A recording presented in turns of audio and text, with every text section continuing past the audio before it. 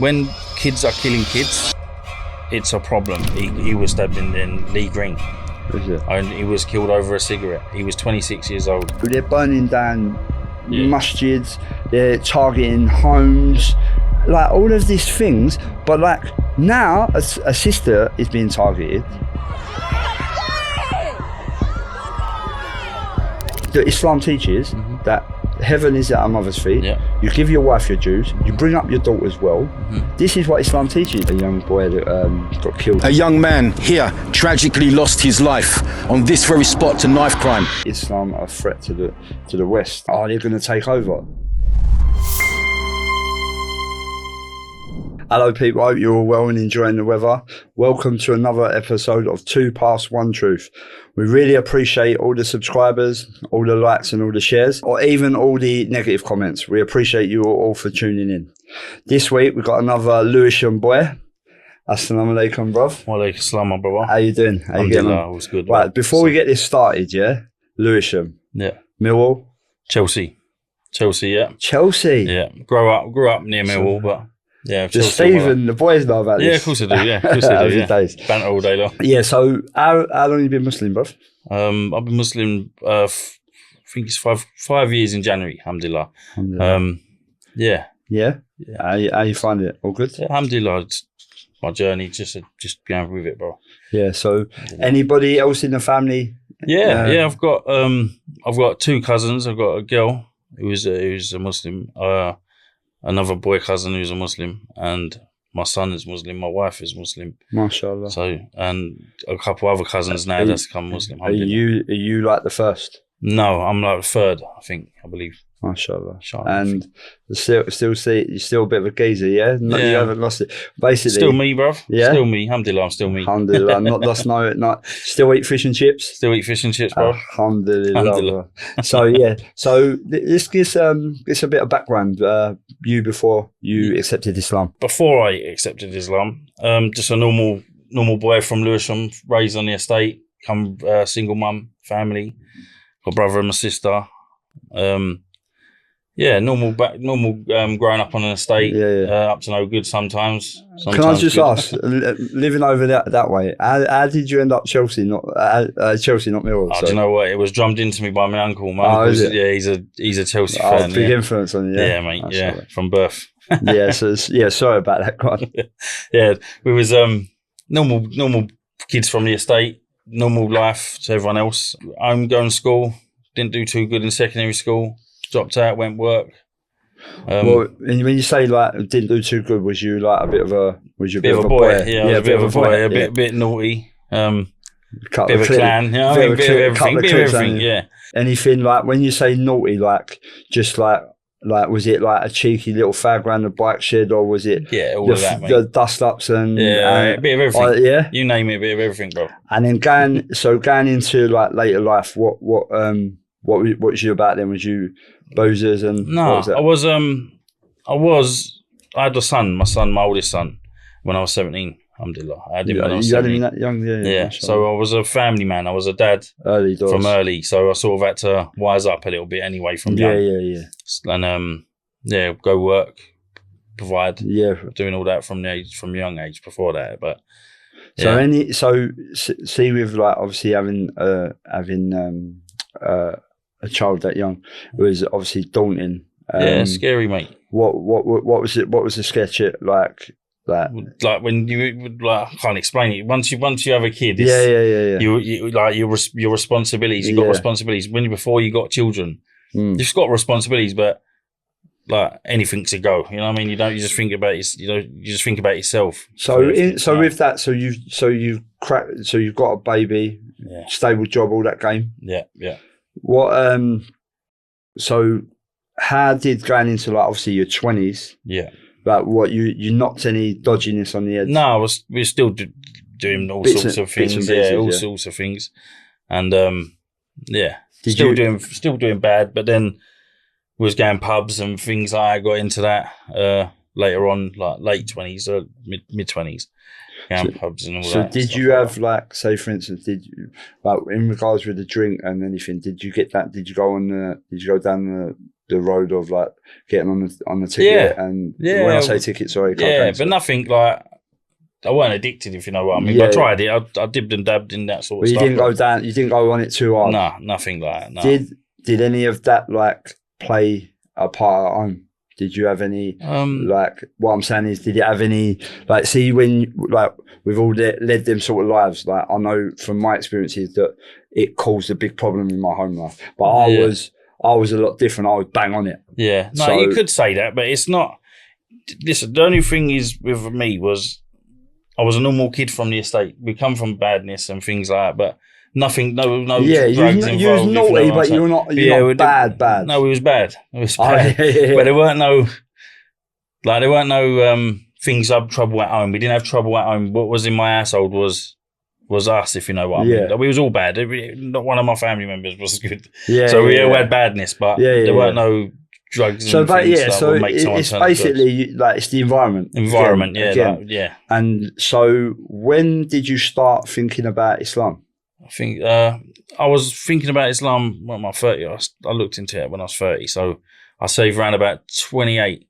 Around 28 years old, I was thinking about it. I was thinking about it for about 2 years before I even took my start. Previously to that, just before we go into that, did you have any like in your household? Like obviously we're English boys. We got it's usually like Christian, Church of England, Catholic, that sort of game. You got any Irish in you? No, English. But there weren't no religious like background or anything like that. None of us was no church. No. We went to churches like for weddings and funerals and things like that. Like, did you have anything? Because as we know, like now, when you've not got that connection with your creator, that you feel a void. Did you, when you was growing up, feel that void? Yeah. You did? Yeah. No, I didn't feel the void, sorry. No, I didn't, no.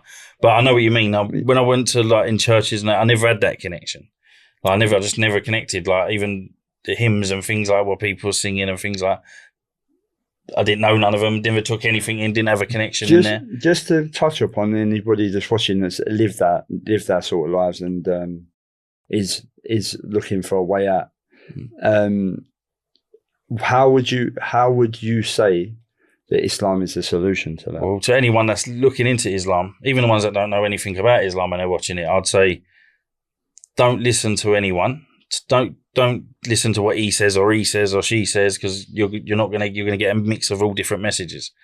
What you need to do is sit down, read the Quran, read it thoroughly, try and understand it, go and get a bit more knowledge, speak to more Muslims if that's what you want to do and you want to listen to more Muslims and get knowledge. You can't get enough knowledge. You have to always keep... Yeah, of course. And this is something that we're finding, like you see with all the arguments that's said in this country, like, they're trying to do this, they're trying to do that. But like, Muslims only ever try to do good.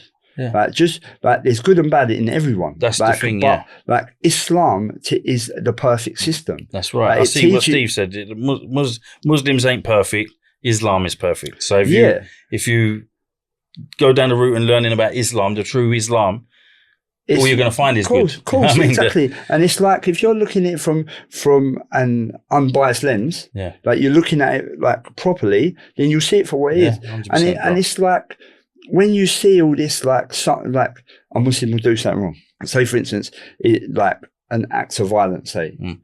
That's not attributed to Islam. No, that's just that individual. So, that is an individual. Because we're human beings. We're human beings, and it's like you can't judge that. You can't attribute that to Islam. Yeah. And the people that have even committed the acts are not. But that's what they do, don't they? They as soon as someone's got a beard or saying or anything, if they're Muslim, because obviously having a beard and things, it's like a uniform. So it's stereotype. Yeah. So what they will do is straight away point the finger.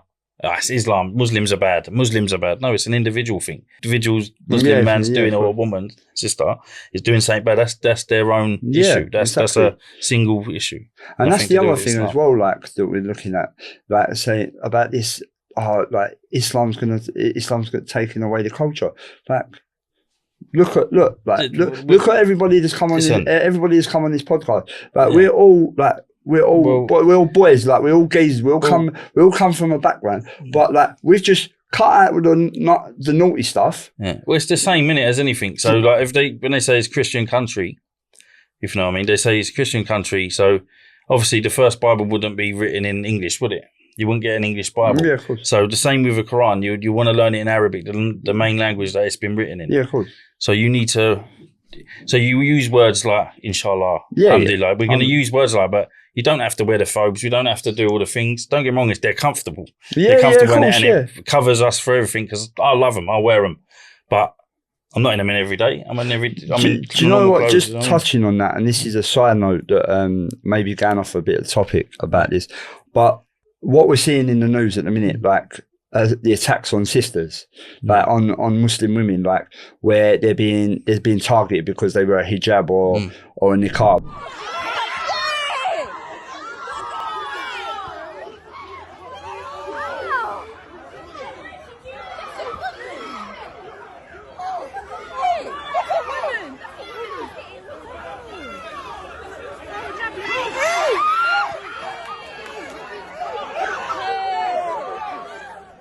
And like that is an item of clothing, right? A lot of people died in the war for our liberty, to be able to come, to be able to have freedom of speech, for to be able to wear what we want, say what we want. Now, why are you attacking a woman because she's wearing, or you're telling her take that off or I'll kill you? Because like my answer to that would be people are confused. People see what people forget is that even in the war, like there was 500,000 Muslims that fought in the same war as my granddad and your granddad as allies, and was killed. So they died all in the same war, battle, the same scenario. Fighting oppression. So why do these people think that it's okay to go and do this? Like just because they don't like something, there's no reason. Exactly, for that. It's disgusting. Like a woman, like, and again, like we're saying, like about like so some man done something in Ireland. He and it was an individual. He put on. He I think he stabbed someone, and then it went on the news that he was a Muslim. Yeah. Next thing you know, they're burning down masjids. They're targeting homes. Yeah. Like all of these things, but like now a sister is being targeted, like a Muslim lady. You know, but we're supposed to be a violent religion, but you don't see Muslim men going wrapping up women with towels. And disclaimer, I'm not saying that is a good thing. I'm not encouraging that. But that gets missed. But what I'm saying is they're not wrapping up women that are fully wearing clothes and saying, "Oh, you need to cover up." No, we're not saying that because we know that. You have to, the Islam teaches that heaven is at our mother's feet. Yeah. You give your wife your dues. You bring up your daughters well. This is what Islam teaches. You protect them. And it doesn't matter if you're a Muslim woman, a Jewish woman, a Christian woman. Any type of woman. Any woman should be able to walk down the street freely and feel safe and feel protected. Yeah, 100%. Do you know what I mean? 100%. Anyway, that's that run over. Yeah. So back to the journey, bro. When so you started looking into Islam about 28? Yeah, about 28. Not looking into it. I was just getting ideas. Like stuff like when I was drunk on things like that, I just knew I had this feeling from that early. Yeah. Even the ex-partner and that I was with, I say to her, one day I'm going to be Muslim. I'm going to stop all this. I'm going to go straight. Did you? Yeah. What, just naturally? Naturally. I said to my cousins, I said to everyone. But naturally, I just knew. That's like, remember, bearing in mind, I've been around churches, I've been around all these things, but I just knew. Something in me just knew that I was one day. Did you have any Muslim pals growing up? Growing up, I did, yeah. Yeah. It's a couple. Because Lewisham is quite a diverse. There is in different areas, like depending where you go. Do you know what I mean? Lewisham's quite big, to be fair, but you can get like it's quite sectored. Back in the day, it was quite sectored. Like in Bromley, you had Albanians, then you had well, you had like Lewisham was Caribbean and all that. Yeah, there's a bit of a mixture. So, but yeah, I've always grew up in the main heart of Lewisham where it is diverse. So is that near the Lewisham Masjid? Yeah, I love that guy. Yeah, not far. Yeah, about 5-10 minute drive. But I had friends that was Somali friends when I was younger, and I used to go around their houses and things. I mean, young, like before I even knew about Islam, I was going around their houses. Yeah, the mum and was giving me food. Alhamdulillah, may Allah bless them. So you're a non-Muslim boy. Yeah. And they're welcoming you. Yeah, growing up, exactly, yeah. Not trying to tell you I've become a Muslim. I was invited in their house numerous times, like to come into the house. We always had food, always had conversations. We were sitting there, nothing about Islam, normal conversations when we were sitting at a table. I was only young. Yeah, and that was it. This is what I'm saying. Like hospitality. That was my experiences with is when I was growing up.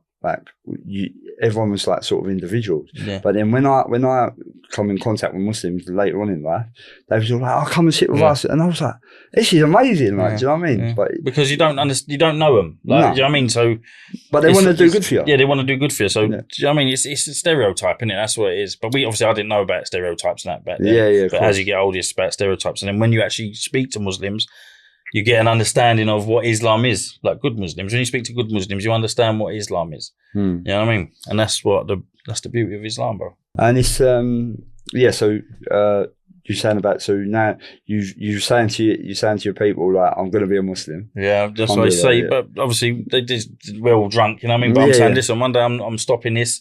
You're going to see. I'm going to go straight. I ain't doing nothing.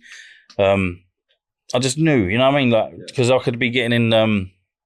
Cabs or anything, and the driver might be a Muslim or anything like that, and little things like even though we never had a conversation, I just knew that this is the truth. This for me this suits me. Yeah, that's what I thought. I thought this suits me.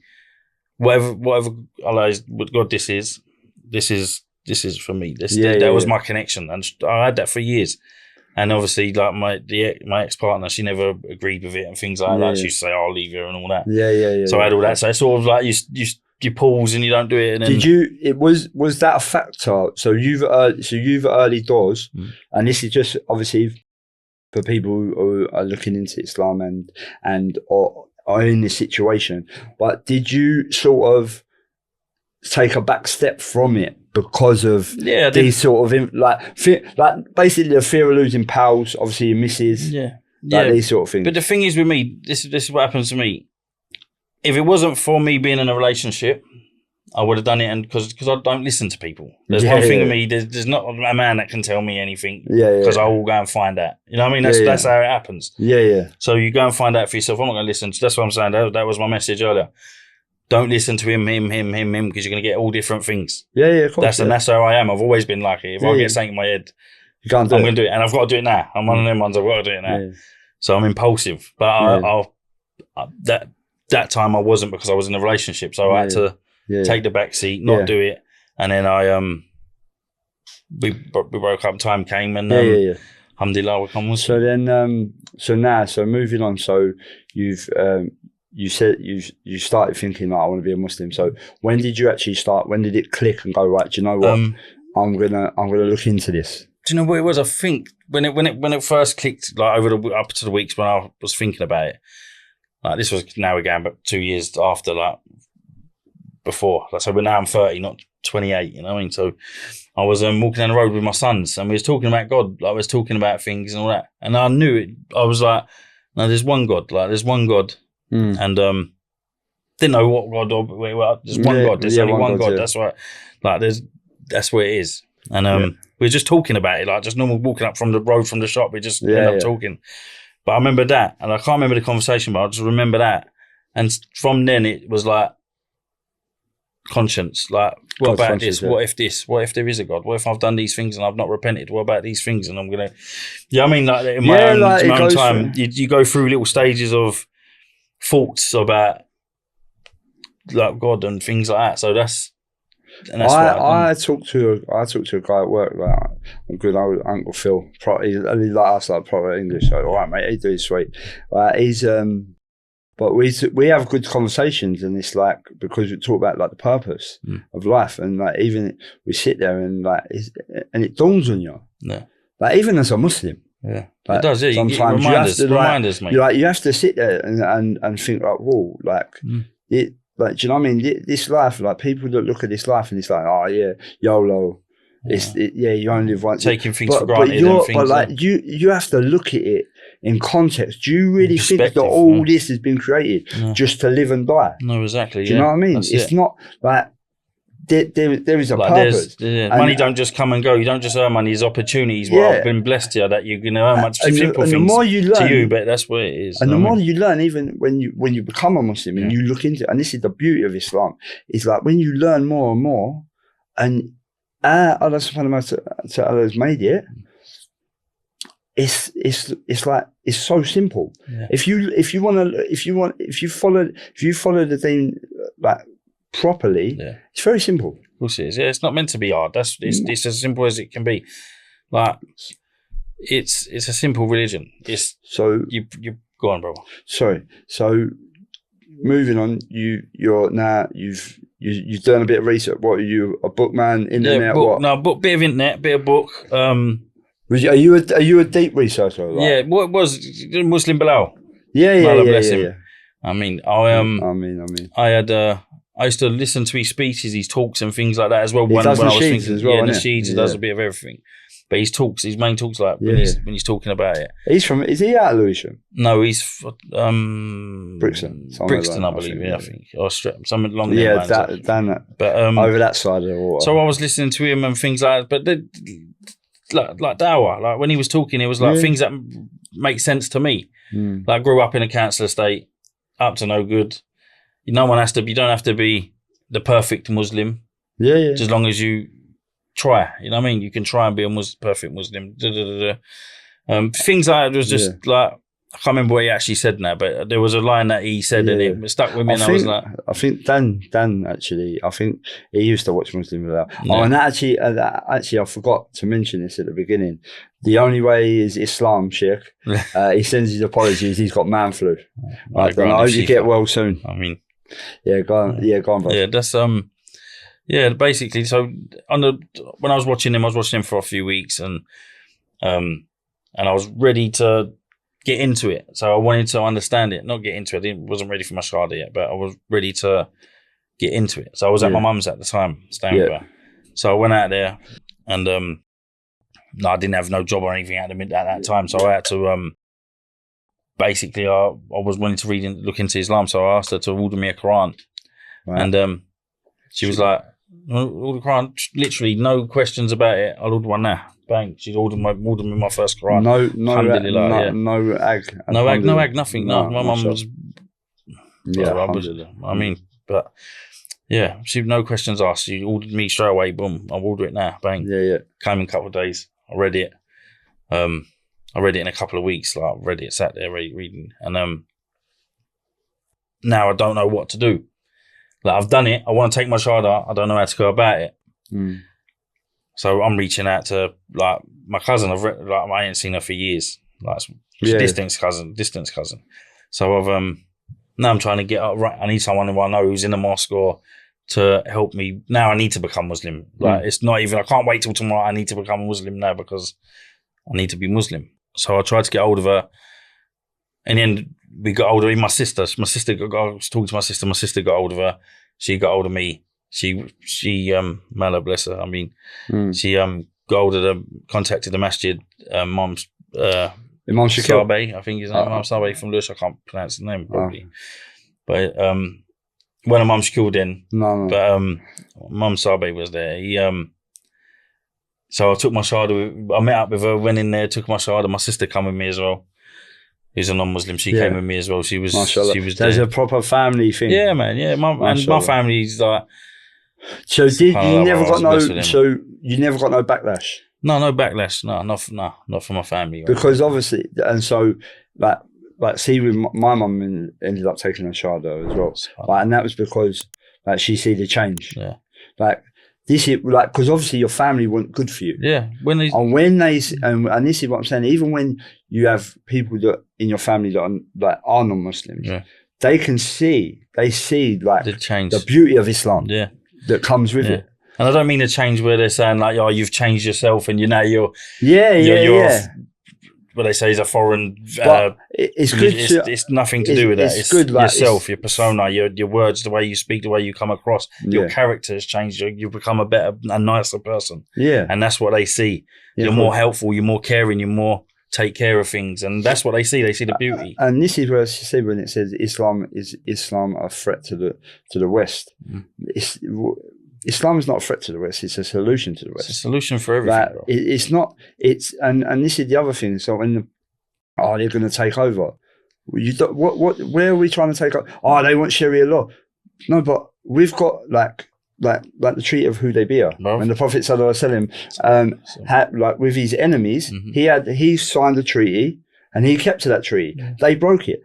We have like a British passport. Yeah. So we abide by their laws. Mm-hmm. Cool, We pay their tax. So where's all this? Oh, they want Sharia law. They want Sharia law. But then you hear people going, oh, like that Sharia law is barbaric. But as soon as someone's still saying, oh, I'll cut his hand off. Yeah. Oh, he needs hanging, he does. Do you know what I mean? But these things, it's like, where are we trying to take over? We just want to. Well, there needs to be a solution. So the solution, I'd say, if you look at the current state of affairs that the country's in now, I'm talking about England, and you've got likes of babies killing babies, like teenagers killing babies. Is that not a problem? Is knife crime not a problem? That's a problem. That's a big problem. There's actually something we're going to share. So, and half of the problem is they've got no guilt, no guilty conscience, nothing to think about, nothing like. And the people, they don't care about doing bird. They don't. No, that's what I mean. Yeah, because it's for one. That's you know what I mean. It's deterrent. It's not deterrent. It's not going to stop it. And like I said, like it's like we're going to come on to about knife crime in a minute. So you've taken your shahada. Yeah. You're good. Yeah. Everyone takbir, Allah Akbar. Allah Akbar, yeah. So you're so what now then? How old was your boy at this time? My older boy would have been 11. So how many, when you took your shahada, so you had how many? Like I've got two boys. I've got two boys. Yeah. 2 boys. Yeah. So I was 11 when I took my shahada. He was 11. And no, my youngest son. It's not my oldest son didn't do it. My youngest son did. Oh, okay. So with him, whatever it was with him, I was Muslim for 3 years. Oh, right. So obviously, so your boy become Muslim. Yeah, my youngest son. Yeah. From the same family, like they live in the same household. But my youngest one, my oldest one, he was more interested in computers. Not like it took me 30 years to find a deen. Yeah, of course, So. My other guy did, I mean. My youngest son, obviously, both of them, see me praying. When I took my shahada, I was praying, eating halal. I'm doing everything by the book. I'm perfect. I'm trying to be perfect as I can be.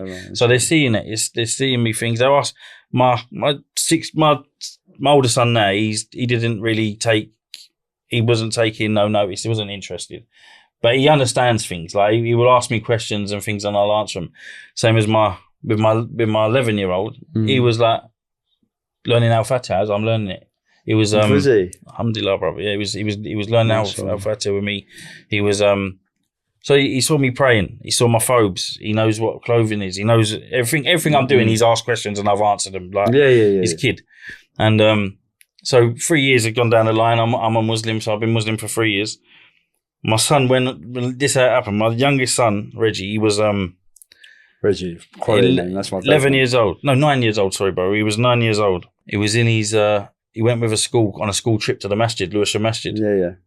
And I don't think I even knew that he went to the masjid on a trip because he lives in different households. So he would have found out. Yeah. I found out after the day I had him. So that's how it happened. So he's come in to me. He said, "Dad, I went on a trip to the masjid." He went, "I really enjoyed it." He went, "When can you take me?" I said, "Let's go. When I go, brother, innit? When I go, let's go." Let's go. Yeah. So he's asked me, so I took him there, and so he's brought me to the masjid. Like, there's another part of the story as well, but he's took me to the masjid.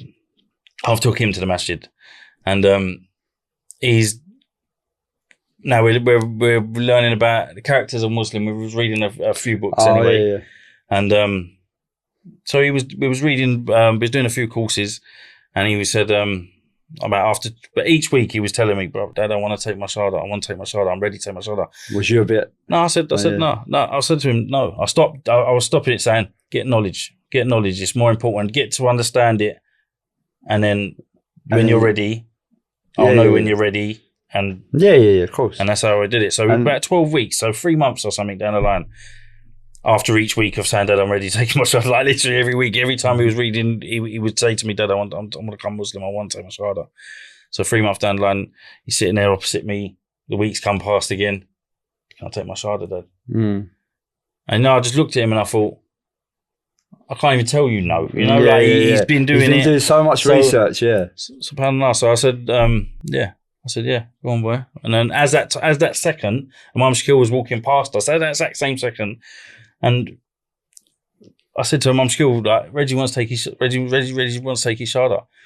So he done it there and then, stood up, took his shahada in front of all the masjid, all the brothers. Oh, mashallah. And yeah, bro. And how was he finding like the praying and bro, he loves it, bro. Yeah, he loves it. He loves everything about Islam. Now he's well, he comes to dinners with the brothers. He's embraced. He's amazing. He's seeing for what it is. Like, he knew what it was, because I'm his dad, so he will know. Of course. But the Islam he knew was from me. But do you know what's very good? He knows it from everyone. It's to see is like when you're saying like not like, and this is something that like we try and do when we do talks with like born Muslims. Like we're all Muslims together. But like, when I say born Muslims, it's like that Islam is not a right that you just. It's a responsibility. Yeah. Like, so like you're not. It's a blessing. You're not like. It shouldn't be like you're a Muslim because your mum and dad are Muslim. No. It should, like you said, you sat down with him and he said, Dad, because obviously you're his hero. Yeah, right? Course, yeah. He's going to go, Dad, like, I want to become Muslim. And you're like, boy, listen, you have to learn. You have to understand what it is. Yeah. And that there, Alf, that is spot on, mate. Yeah. And that's amazing, mashallah. And that's how he done it, yeah. So, as we just spoke about earlier, about one of the bad pandemic, is it? I'm a bit clueless about that word. Epidemic or pandemic, whatever one it is, is the knife crime. In this country is shocking amongst the youth. Mm-hmm. And we're going to share a video that Brother Dowie done on the podcast about a young boy that got killed. Terrible. And I think it's like 6 people have been charged now. A young man here tragically lost his life on this very spot to knife crime. How many more times, how many more stories, how many more broken families and broken hearts and janazas are we going to attend before we actually stand up as a community and do something? That's all of them lives. That's another thing. Sorry, brother. Yeah, go on. That's one child that's died in Lewisham. Yeah. If you go back, there's been my cousin for one. He was stabbed in Lee Green. And he was killed over a cigarette. He was 26 years old and he was stabbed by a 16-year-old. But I'm just going to say that. But there's so many children, not just Lewisham Borough, it's all over London and it's all over the UK. It's terrible. When kids are killing kids, it's a problem. Like that's where Islam, I believe, is a solution, because they need some sort of guidance. And this is one thing I say to the people that go and spend their money, and you've got Elon Musk funding it, that Islam is a threat to the UK. No, knife crime is a threat to the UK. Drugs is a threat to the UK. Smoking, fags, drinking alcohol. All of these things are a threat to the UK, not Islam. Yeah. Why are we not standing out there? Like, look at it from the other thing. How many old people die in the winter? How many, like, if you talk about it, English people old people die in the winter in the UK because they can't afford to eat their homes. Why are we not? Why like these patriots? Not using that money to fund? Yeah, why are these patriots to go to good and to help people that actually need the help? It's right, and that's what Islam. But there's other things, like what you can say is like, how many people die of alcohol poisoning? How many people are alcoholics? How many people are drug addicts? How many people are addicted to smoking and catch cancer? Going back to, so you being a dad in the UK, and I'm sorry to hear like what happened to your cousin. Like, I didn't know about that. No. So sorry to hear that. So having had that affect you in your family and knowing what it's about, how do you, like, as a father, like, apply like Islamic principles to protect your children? I try my best. So basically, with my older son, he's a bit more challenging. It's a bit more challenging with him because he can shrug me off, sort of thing. Because he's not. We live in different households, so he can shrug me off. Yeah. And he's a bit of a boy as well. He's a bit of a I can do what I want, Dad. So but he's a polite boy. He's very good. He's really good, Alf. He's really good. But he's and he's little Alf. He's little Alf. He's little. But is he like carbon cut out of you, like when you was younger? Probably is, yeah. But so he's a good polite boy. Like, he's very polite. He's not like bad. I can see it with my daughter. She's only like 10 months and she's already got, like, when I was younger, I had a proper bad temper, and like I can see it. So I can see where you're coming from. But he's strong-minded. So he's a bit challenging. I'm a bit challenged with him. With Reg, alhamdulillah, he come to Islam early. So Reggie's life, like, he lives in a different household. Reggie's praying. Reggie's up at praying Fajr. Reggie's doing all these things at home that when Reggie comes to my house, he wakes me up for Fajr. Like he's coming up and knocking on my door, Dad, you discipline. up? Yeah, he's so on the ball. It's unreal. Like that's what he likes to do. This is what he's.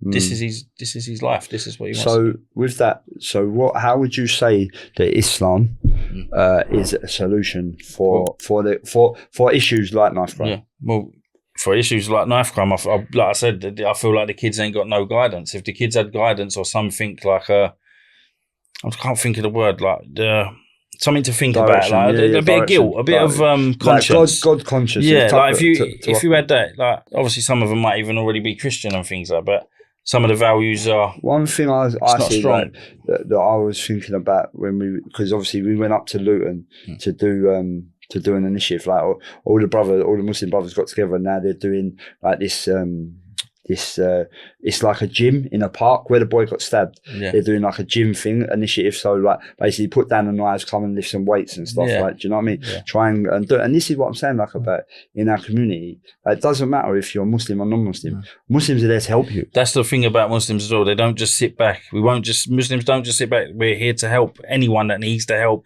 And I can guarantee it'll be the first time there's a bit of jeopody, a Muslim will come to your aid, and that's a fact. And it's in the Quran as well. It says that anybody who kills someone unlawfully, it's like killing of all mankind. Like, do you know what I mean? This is not like a violent religion. Do you know what I mean? And it's far from it. It's far from it. That's what I mean. So like we're gathering here, and like after week after week after week of these podcasts, is that Islam is not the issue. It's a solution. It's a solution, bro. But from moving, going on from your son, mashallah, that he's a Muslim, did you, like, obviously you're a bit of a boy, a bit of a geezer, you walk into a masjid full of like Bengali and Pakistani uncles and all that, and like, do you feel like you ever feel out of place?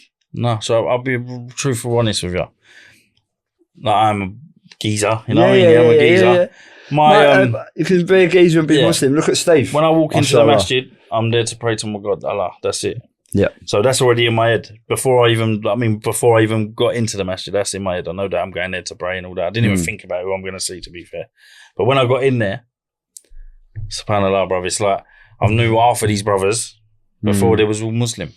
Now these are all good characters like Steve and all that. I've known them all my life. Do you know what? See, going over to Lucian, mashallah, like, I don't know, saying like 5 people a week say this or something like that. Yeah. But like, we went to I'm gonna put this video on there. It's we went to like a dinner. I think you was meant to come. Yeah. And like, there was every different sort of person there. Yeah, I was. I remember it. Yeah, like there was loads. There was like brothers from Cameroon. There was brothers, mixed, diverse, all different brothers, like all different backgrounds, and we're all coming together for the sake of Allah. And it's like, you wouldn't sit, like me and Steve had a bit of banter on the last one, like West Ham Millwall in the same room, West Ham Chelsea in the same room. You know what I mean? Like.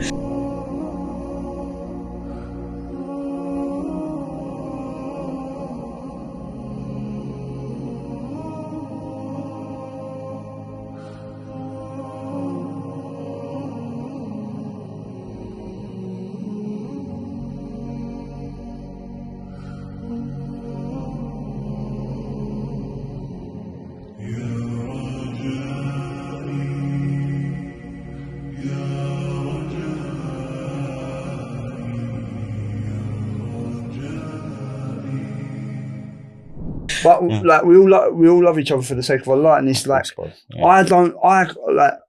if, like you say, like you're switched on, like you ain't gonna, some geezer's not telling you nothing. Yeah, I'm a bit the same. So if there was an issue with Islam, you'd clock it. Well, you've read it, so you would straight away, if it was that bad, like, you would have done a quick U-turn and gone, no thanks. Yeah, you've done the complete opposite. All you do when you get into Islam is you're like, you want to learn more. And the more you learn, the more you think, alhamdulillah, this is great. Bro. That's what I'm saying. This is what happened with me.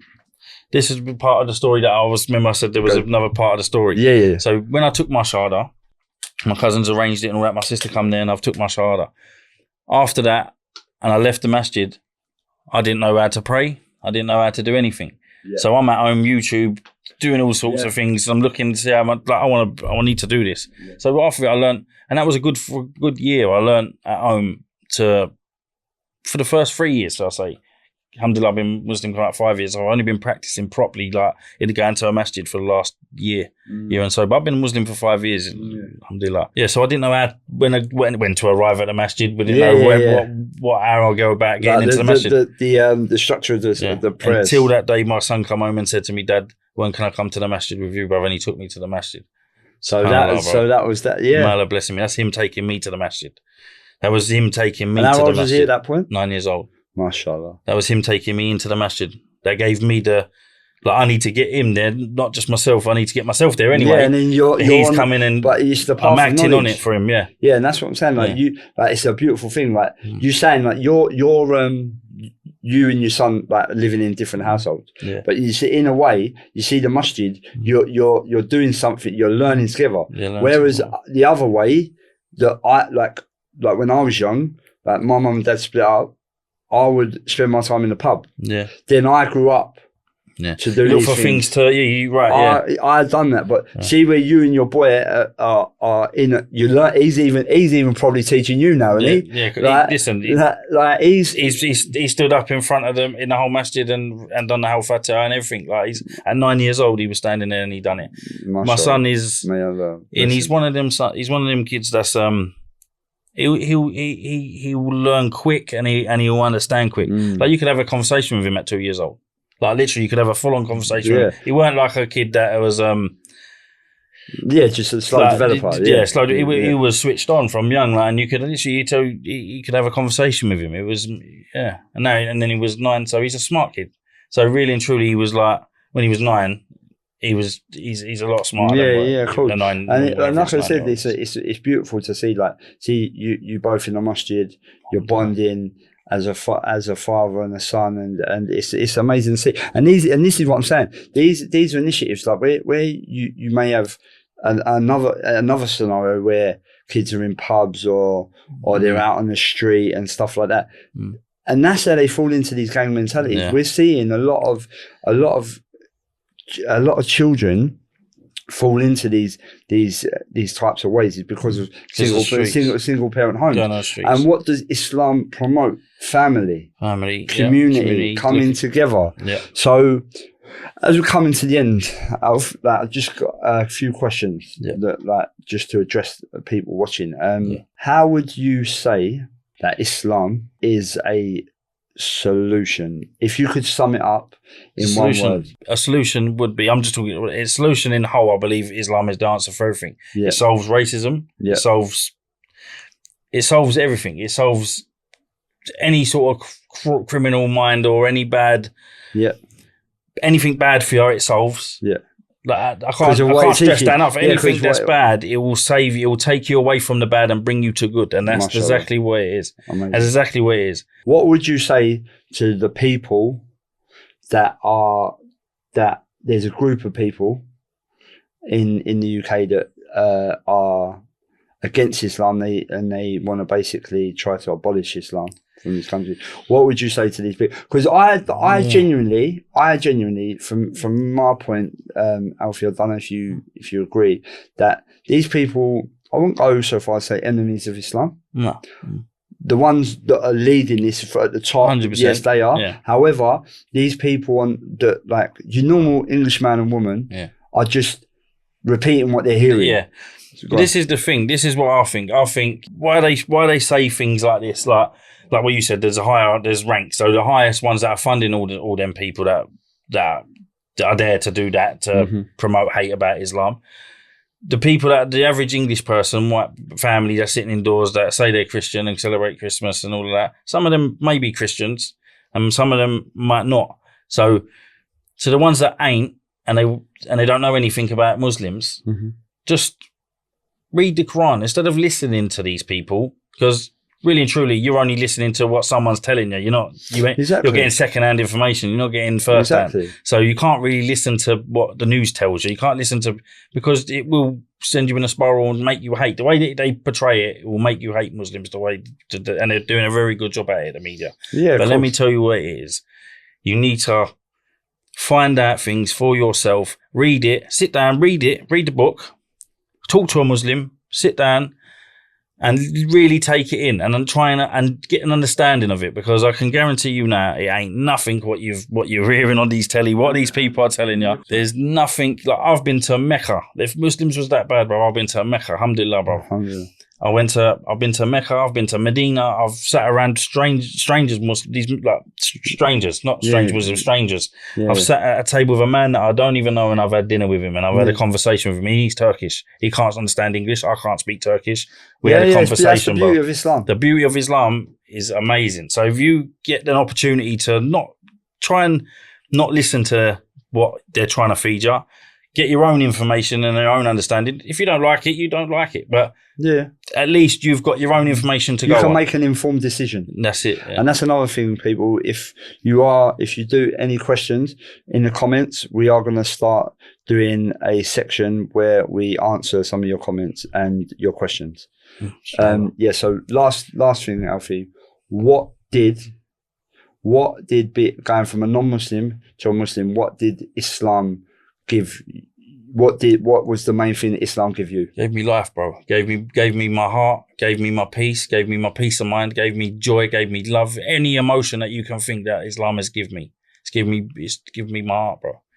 I mean, it makes me look at my babies and think, alhamdulillah, thank God for my babies. Like, thank God for my family. Look at my mum. Look at like, I'm fully blessed. You know what I mean? And that's what Islam's done to me. Yeah, yeah, mashallah. Alhamdulillah. Anyway, Alf, thanks so much, bro, for coming. Jazakallah. Bro. Thank you, people, for tuning in to another podcast of Two Paths and One Truth. Don't forget to like, share, and subscribe. Islam is a solution. It's not trying to take over. It's a solution.